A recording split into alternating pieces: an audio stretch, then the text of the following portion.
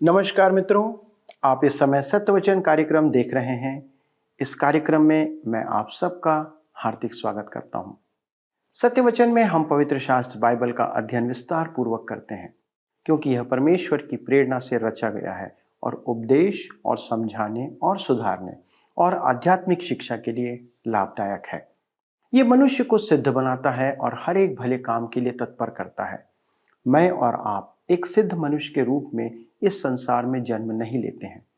यद्यपि मनुष्य परमेश्वर की सबसे उत्तम रचना है, लेकिन मनुष्य के पाप ने उसे उसके स्तर से या उस पवित्र स्तर से नीचे गिरा दिया। पर परमेश्वर का वचन हमें सिद्ध बनाने के लिए सामर्थ्य देता है। इसलिए इस कार्यक्रम में हम बाइबल का क्रमवार अध्ययन कर रहे हैं और इस समय पहला कुरिन्थियों की पत्री से अध्ययन को हम आगे बढ़ा रहे हैं। आज के अध्ययन में हम 11वें अध्याय से अध्ययन को आरंभ करेंगे। इसलिए कृपया अपने बाइबलों में 11वां अध्याय पहला कुरिन्थियों का खोल लें। प्रिय मित्रों, आइए आज हम अपने अध्ययन में आगे बढ़ते हुए पहला कुरिन्थियों की पत्री 11 अध्याय उसके 6 पद से पढ़ें। यहाँ पर लिखा है, यदि स्त्री ओढ़नी न ओढ़े तो बाल भी कटा ले। यदि स्त्री के लिए बाल कटाना या मुंडन कराना लज्जा की बात है तो ओढ़नी ओढ़े। यह विशेष एवं विशिष्ट रूप से कुरिन्थ के संबंध में है। कुरिन्थ में सिर नहीं ढांकने वाली स्त्री एक वेश्या होती थी। उनमें से अनेकों के सिर मुंडाए हुए होते थे। मंदिर की कुंवारियां सिर मुंडा कर रखती थीं, अतः उघाड़े सिर वाली स्त्रियां वेश्याएं थीं। स्पष्ट है कि कुरिन्थ की कलीसिया में कुछ स्त्रियां कह रही थीं, मेरे लिए सब उचित है, अतः मैं सिर नहीं ढाकूंगी। पौलुस कहता है कि ऐसा करना उचित नहीं, क्योंकि पर्दा करना पुरुष के निमित्त नहीं, परमेश्वर के निमित्त अधीन रहने का प्रतीक है। यह एक स्थानीय व्यवहार की बात थी जो कुरिन्थ के विश्वासियों के लिए थी। क्या यह आज हमारे समाज के लिए भी प्रासंगिक है? मैंने सुना है कि स्त्रियों की टोपी उनके आत्मविश्वास को बढ़ाती है। एक पत्नी ने अपने पति से कहा, मैं जब भी निराश होती हूँ तभी एक टोपी खरीद कर ले आती हूँ। अब अंग्रेजी में निराशा का जो शब्द है उसका अर्थ कूड़ा भी हो सकता है। अतः उसके पति ने कहा, यही तो मैं सोच रहा था कि तुम्हारे पास इतनी टोपियां कहाँ से आ गई। यह गंभीर बात है कि सेवा संबंधित वेशभूषा नियम स्त्रियों के लिए आवश्यक हैं। यदि उसे अगुवाई करना है तो उसे अपना सिर ढांकना होगा। इस विषय में अन्य संदर्भ हमें अधिक जानकारी देंगे। आइए पढ़ें पहला तीमुथियुस की पत्री 2 अध्याय उसके 8 से 10 पद। लिखा है, इसलिए मैं चाहता हूं कि हर जगह पुरुष बिना क्रोध और विवाद के पवित्र हाथों को उठाकर प्रार्थना किया करे। वैसे ही स्त्रियां भी संकोच और संयम के साथ सुहावने वस्त्रों से अपने आप को संवारे, न कि बाल गूंथने और सोने और मोतियों और बहुमूल्य कपड़ों से, पर भले कामों से, क्योंकि परमेश्वर की भक्ति करने वाली स्त्रियों को यही उचित भी है। इसका अर्थ यह हुआ कि यदि स्त्री आराधना में अगुवाई करते हुए अपने पवित्र हाथों को उठाए तो उसे ऐसे सज धज के नहीं रहना है कि आराधकों का ध्यान उसकी ओर आकर्षित हो। स्पष्ट कहें तो यह कि स्त्री परमेश्वर की आराधना में यौन प्रेरणा का स्रोत न बने। मेरे मित्रों, पौलुस के कहने का अर्थ यही है। उसे यौन आकर्षण का केंद्र नहीं बनना है। इस प्रकार उसका पति भी मसीह को ग्रहण नहीं करेगा। इस विषय में बाइबल के अन्य अनेक संदर्भ हैं। पहला पत्रस 3 अध्याय उसके 1, 3 और 4 पद में हम देखते हैं, हे पत्नियों, तुम भी अपने पति के अधीन रहो, इसलिए कि यदि इनमें से कोई ऐसे हों जो वचन को ना मानते हों, तो भी तुम्हारे भय सहित पवित्र चाल चलन को देखकर बिना वचन के अपनी अपनी पत्नी के चाल चलन के द्वारा खींच जाएं।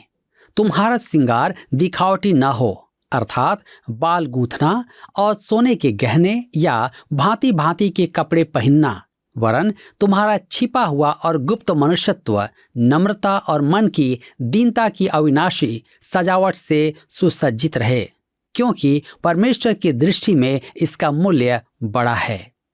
पतरस कहता है कि पत्नी का यौन आकर्षण पति को मसीह में नहीं लाएगा। इसका अर्थ यह नहीं कि वह अपने पति को न लुभाए, परंतु यह कि दैहिक आकर्षण से वह अपने पति को मसीह में जीत नहीं पाएगी। बाइबल में यौन आकर्षण रखने वाली स्त्रियां थीं, इजेबेल, एस्तेर, सलोमी आदि। धर्मशास्त्र में परमेश्वर द्वारा काम में ली गई अद्भुत अनुपम नारियां भी थीं, जैसे सारा, दबोरा, हन्ना, अबीगैल और यीशु की माता मरियम आदि। अब पतियों के लिए भी वचन में निर्देश हैं। पहला पतरस 3:7 में लिखा है, वैसे ही हे पतियों, तुम भी बुद्धिमानी से पत्नियों के साथ जीवन निर्वाह करो और स्त्री को निर्बल पात्र जानकर उसका आदर करो, यह समझकर कि हम दोनों जीवन के वरदान के वारिस हैं, जिससे तुम्हारी प्रार्थनाएं रुक न जाए। अनेक परिवारों की प्रार्थनाएं रुकी हुई हैं क्योंकि पति पत्नी के संबंधों में मधुरता नहीं है। अब पौलुस पद 4 में दिए गए पति संबंधित नियमों पर फिर आता है। आइए पढ़ें। पहला कुरिन्थियों के पत्र 11 उसके 7 से 9 पद में लिखा है, हाँ, पुरुष को अपना सिर ढांकना उचित नहीं, क्योंकि वह परमेश्वर का स्वरूप और महिमा है, परंतु स्त्री पुरुष की महिमा है, क्योंकि पुरुष स्त्री से नहीं हुआ, परंतु स्त्री पुरुष से हुई है। और पुरुष स्त्री के लिए नहीं सिरजा गया, परंतु स्त्री पुरुष के लिए सिरजी गई है। ध्यान दीजिए, स्त्री का स्थान पुरुष का संगी होना है, उसे उसकी अर्धांगिनी होना है।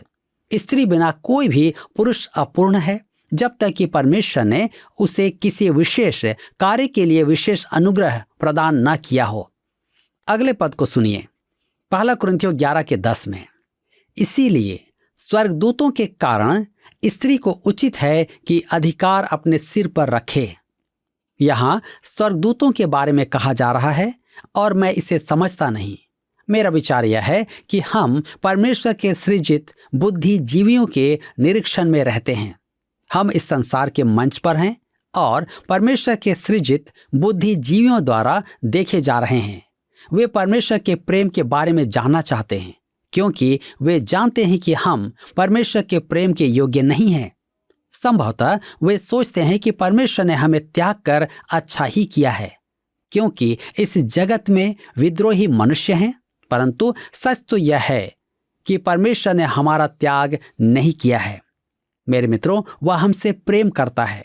उसके प्रेम का प्रदर्शन उसका वह अनुग्रह है जो उसने हमारे उद्धार के निमित्त प्रकट किया। स्वर्गदूत संभवतः अचंभा करते हैं कि अकिंचन मानव के प्रति परमेश्वर कैसा अनुग्रहकारी और धीरजवंत है। पहला कुरिन्थियों के पत्र 11 में हम पढ़ते हैं, तो भी प्रभु में न तो स्त्री बिना पुरुष और न पुरुष बिना स्त्री के है।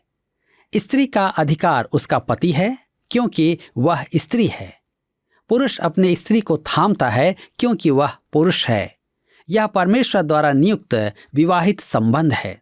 यदि यह संबंध न हो तो परमेश्वर का मसौदा समाप्त हो जाता है। पहला कुरिन्थियों के पत्र 11 उसके 12 में हम पढ़ते हैं, क्योंकि जैसे स्त्री पुरुष से है, वैसे ही पुरुष स्त्री के द्वारा है, परंतु सब वस्तुएं परमेश्वर से हैं। दोनों अविभाज्य हैं। पुरुष स्त्री अपने आप में एक संपूर्ण गोला है। दोनों ही एक एक गोलार्ध हैं। अतः स्त्री हो या पुरुष, मुक्ति की बात करना निरर्थक ही है। स्त्री को पुरुष की आवश्यकता है और पुरुष को स्त्री की। यह विवाह के सुहावने संबंधों की स्वतंत्रता है। पहला कुरिन्थियों के पत्र 11 में लिखा है, तुम आप ही विचार करो, क्या स्त्री को उघाड़े सिर परमेश्वर से प्रार्थना करना शोभा देता है? स्त्री जब परमेश्वर के बारे में प्रबोधन करे या बाइबल शिक्षा दे या प्रार्थना करे, तो उसे स्वयं को ध्यान का केंद्र नहीं बनाना है, यौन आकर्षण का कारण ना हो। उसे स्मरण रखना है कि यौनाकर्षण के कारण पुरुष या तो ऊपर उठेगा या गिरेगा।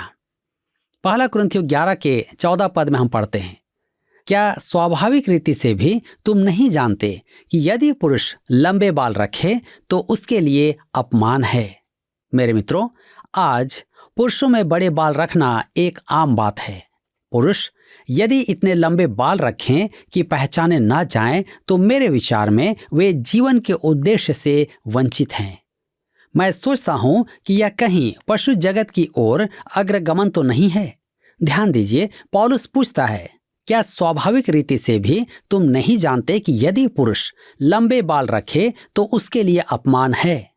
पुराने नियम में हमारे पास इसका उदाहरण है। नाज़ीर की मन्नत परमेश्वर के लिए समर्पण का कार्य था, उसका चिन्ह था। लंबे बाल जो कभी काटे नहीं गए, इसका अर्थ था कि एक नाज़ीर परमेश्वर के निमित्त अपमान सहन करने के लिए तैयार था। उस युग में भी लंबे बाल पुरुष के लिए लज्जा का कारण थे। पहला कुरिन्थियों के पत्र 11 अध्याय उसके 15 पद में लिखा है, परंतु यदि स्त्री लंबे बाल रखे तो उसके लिए शोभा है, क्योंकि बाल उसको ओढ़ने के लिए दिए गए हैं। मेरे मित्रों, यह सच है कि आज हमें मसीह में स्वतंत्रता प्राप्त है। लंबे बाल वास्तव में मुख्य विषय नहीं है, उसके पीछे जो उद्देश्य है वह मुख्य विषय है। अनेक पुरुष प्रायः विद्रोह के कारण बड़े बाल रखते हैं और स्त्रियां भी विद्रोह ही के कारण लंबे बाल रखती हैं। हमारी नैतिक मान्यताएं विकृत हो जाती हैं और दोनों ही ओर अतिवाद का संकट उत्पन्न हो जाता है। अतिवाद या कहें उग्रवाद एक विचित्र व्यवहार उत्पन्न करता है, जैसे कि एक स्त्री को मानसिक चिकित्सक के पास जाना पड़ा क्योंकि उसके परिवार ने उसे बाध्य किया था। चिकित्सक ने पूछा, आपकी समस्या वास्तव में क्या है? उसने उत्तर दिया, मेरा परिवार सोचता है कि मेरा व्यवहार विचित्र है, पर मुझे मालपुआ बहुत अच्छा लगता है। चिकित्सक ने उससे कहा, आपको मालपुआ अच्छा लगता है तो उसमें बुराई क्या है? मुझे भी मालपुआ बहुत अच्छा लगता है। उसने कहा, सच में? कभी घर आइए, मैंने संदूक भर कर मालपुआ रखा है।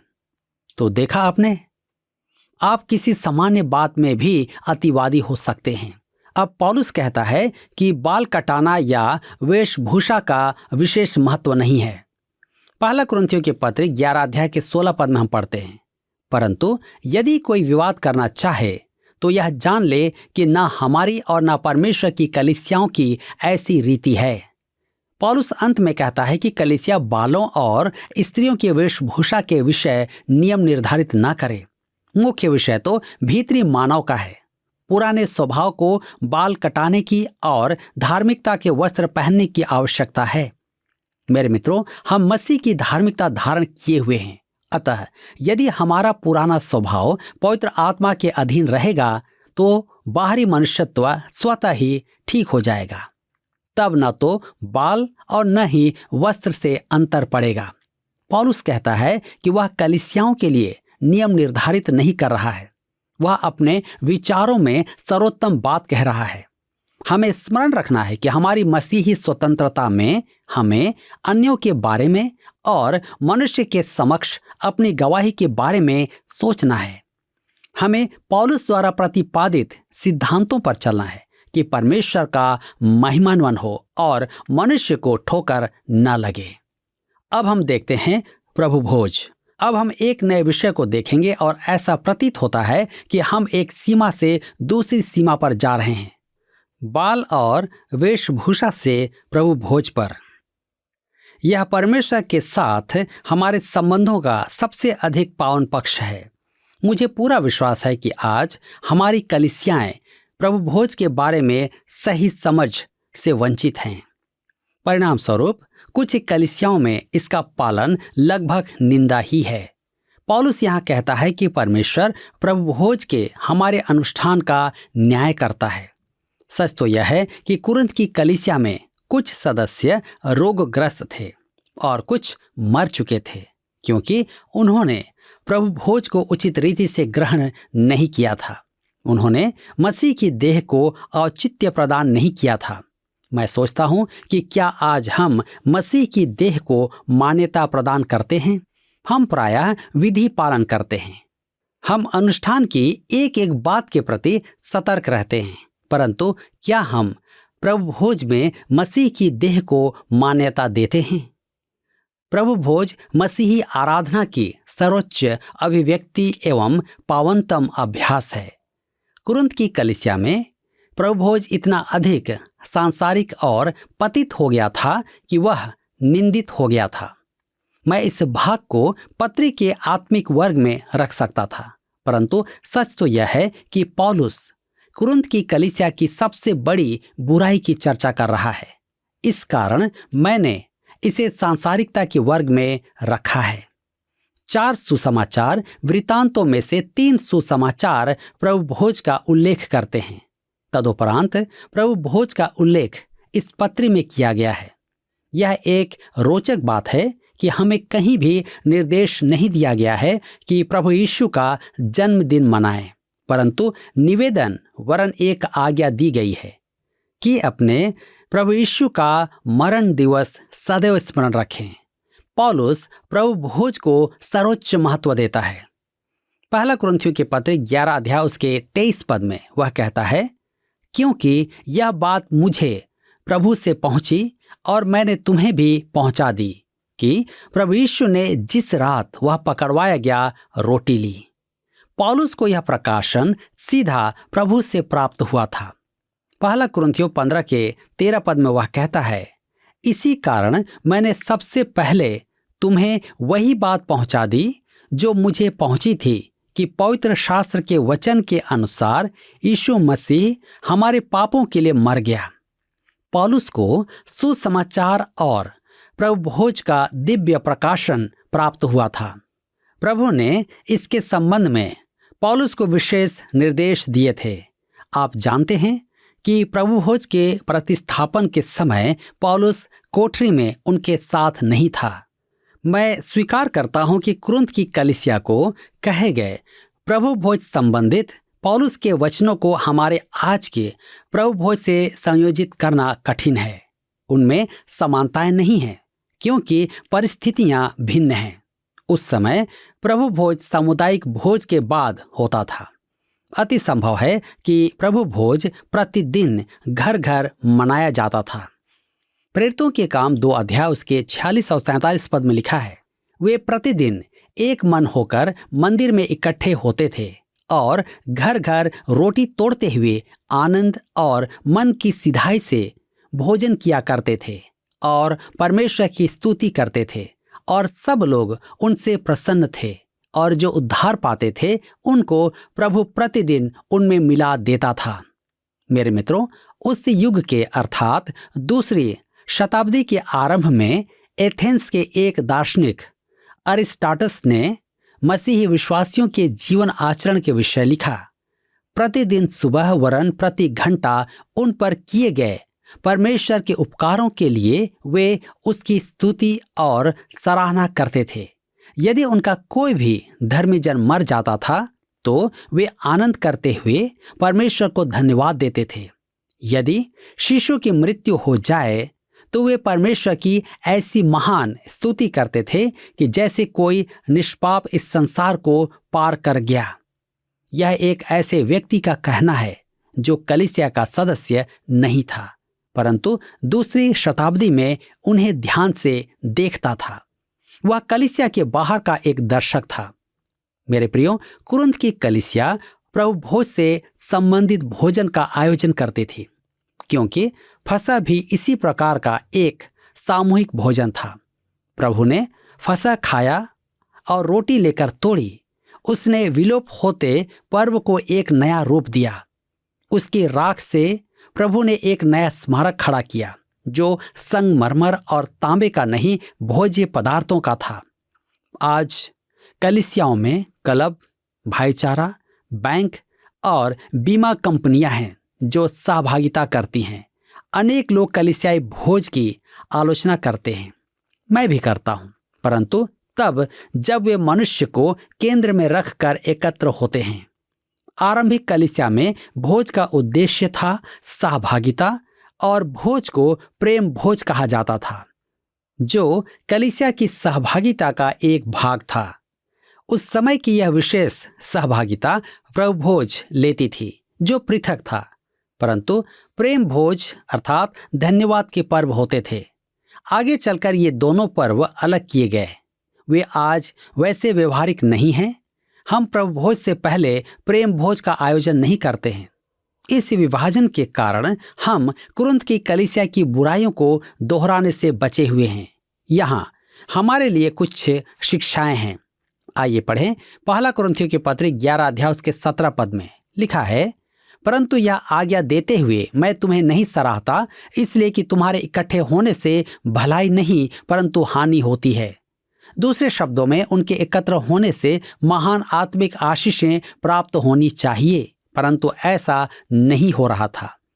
पहला कुरिन्थियों 11 के 18 में आगे लिखा है, क्योंकि पहले तो मैं यह सुनता था कि जब तुम कलीसिया में इकट्ठे होते हो तो तुम में फूट होती है, और मैं इस पर कुछ कुछ विश्वास भी करता हूं। वह आराधनालय के बारे में नहीं कह रहा है, वह विश्वासियों की संगति के बारे में कह रहा है जो सच्ची कलीसिया है। आज जब हम कलीसिया के बारे में कुछ कहते हैं तो हमारे मन में आराधनालय का विचार उभर आता है। हम बैप्टिस्ट कलीसिया, मेथोडिस्ट कलीसिया, प्रेस्बिटेरियन कलीसिया या स्वतंत्र कलीसिया आदि के बारे में सोचते हैं। अति संभव है कि ये आराधनालय बंद पड़े हों, वहां कोई न हो। इमारत कलीसिया नहीं है, वह केवल आराधनालय है। कलीसिया का अर्थ है मनुष्य। इस संदर्भ में सोचना हमारे लिए कठिन है। कुरिन्थ की कलीसिया की सहभागिता में अध्याय 1 में व्यक्त विभाजन साथ आता था और प्रभु भोज में भी वही आत्मा प्रकट थी। पहला कुरिन्थियों के पत्र 11 के 19 में हम पढ़ते हैं, क्योंकि दलबंदी भी तुम में अवश्य होगी, इसलिए कि जो लोग तुम में खरे हैं वे प्रकट हो जाएं। यह आज की कलीसियाओं में उपासना विधि और संप्रदायवाद पर प्रकाश डालता है। परमेश्वर इसकी अनुमति क्यों देता है? मैं आपको एक उदाहरण देता हूं। जब एक गृहिणी भोजन वस्तु को उबालती है तब सतह पर झाग जमा होने लगते हैं जिन्हें वह बाहर निकाल देती है। परमेश्वर भी यही करता है। सच तो यह है कि आज कलीसियाएं अविश्वासियों से भरी हुई हैं। कलीसियाओं में उद्धार से रहित सदस्यों की संख्या बहुत बड़ी है। वे केवल कलीसिया के सदस्य हैं। परमेश्वर उन्हें अलग कर देता है। कैसे? वे उपासना विधि और संप्रदायवाद के समर्थक हैं। यही पौलुस यहाँ कह रहा है। दलबंदी भी तुम में अवश्य होगी कि जो लोग तुम में खरे हैं प्रकट हो जाएं। उपासना विधि और संप्रदायवाद के साथ गलत शिक्षाएं जुड़ी होती हैं। असंख्य विश्वासी कलीसियाओं को त्याग कर इसके पास चले जाते हैं। प्रभु उन्हें अलग करता है जिससे कि सच्चे विश्वासी प्रकट हों। मेरे मित्रों, क्या आज आप इस पर ध्यान देते हैं? क्या आप इस पर विचार करते हैं? पिछले प्रश्न का उत्तर है डी, ऐसा करो कि किसी को ठेस न पहुंचे। भोजन और वेशभूषा की स्वतंत्रता के संदर्भ में पौलुस की शिक्षा है कि ऐसा करो कि किसी को ठेस न पहुंचे। आज का प्रश्न है, बाइबल में प्रभु भोज का उल्लेख कितने सुसमाचारों में पाया जाता है? ए 1, बी 2, सी 3, डी 4। मित्रों, इस प्रश्न का उत्तर हमें कल सुबह 6 बजे से पहले विकल्प ए, बी, सी या डी के साथ अपना नाम, पता, स्थान के साथ 9651433397 पर SMS या WhatsApp करें। सभी विजेताओं को विशेष पुरस्कार प्रदान किए जाएंगे। धन्यवाद। क्या आपको यह कार्यक्रम पसंद आया? अभी हमें एक मिस कॉल करें और आप अगले विजेता हो सकते हैं।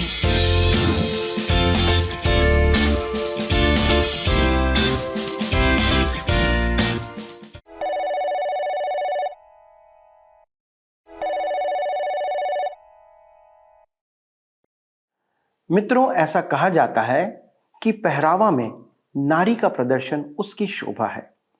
कुरिन्थ में उघाड़े सिर वाली स्त्री उस समय एक वेश्या को प्रदर्शित करती थी।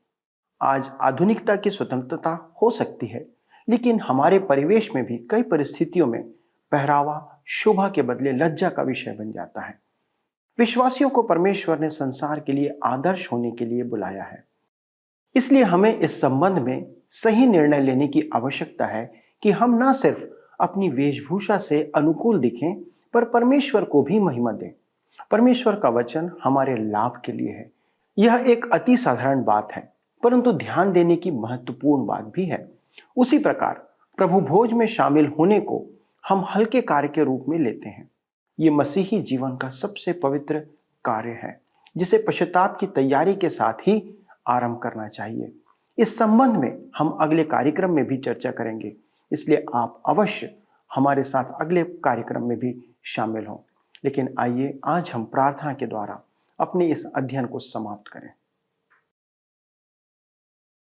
हमारे स्वर्गीय पिता, हम धन्यवाद देते हैं प्रभु कि आपने मसीह यीशु के द्वारा हमसे वो प्रेम रखा कि पिता परमेश्वर अपने प्रेम को आपने उस अद्भुत रीति से प्रकट किया कि जब हम उस क्रूस की ओर निहारते हैं तो आपके प्रेम को हम वहां पर देख पाते हैं। प्रभु, हम आपको धन्यवाद देते हैं कि आपने हमारे दैनिक जीवन को जीने के लिए अपने नियम ठहराए हैं और आपका वचन हमारी अगुवाई करता है। प्रभु, हम प्रार्थना करते हैं कि आज के इस वचन के द्वारा हम सबों को आशीषित करें। हमारे सारे दर्शकों के लिए विशेष विनती है प्रभु जी, खास तौर से हम अपनी बहनों के लिए प्रार्थना करते हैं, माताओं के लिए और बच्चों के लिए प्रभु, जो इस संसार में एक बड़े कठिन समय से कई बार गुजरते हैं। प्रभु, उनके सामने बहुत सी परेशानियां आती हैं। कई बार उनके लिए प्रभु अवसर और समय अनुकूल नहीं होते हैं, लेकिन हम आपसे विनती करते प्रभु जी कि हमारे इन माताओं, बहनों और बच्चियों के लिए प्रभु अपनी सुरक्षा प्रदान करें और हर प्रकार के सामाजिक, पारिवारिक और धार्मिक और ऐसे कई प्रकार की समस्याओं से वे बची रहें, ताकि उनके जीवन से आपको महिमा मिलने पाए। आदर और महिमा के साथ इस विनती को प्रभु यीशु क्रिस्ट के नाम से मांगते हैं, आमीन। प्रियो, मुझे भरोसा और विश्वास है कि आज के अध्ययन से आपने आशीष प्राप्त किया होगा। लेकिन यदि इसके बावजूद भी आपके पास कुछ प्रश्न है, विशेष तौर पर यदि हमारी बहनों के पास कोई प्रश्न है, तो आप हमारे साथ संपर्क कर सकते हैं। हम आपके प्रश्नों का उत्तर देने के लिए सदा तत्पर और आनंदित रहते हैं। इसके लिए आप फ़ोन, SMS या पत्र का सहारा लें। और यदि आपको आज का कार्यक्रम पसंद आया तो कृपया अपने फ़ोन उठाएं और हमें एक मिस कॉल करें। अगले प्रसारण तक परमेश्वर के अनुग्रह में चलते रहें। प्रभु आपको अनेक आशीष दे। धन्यवाद।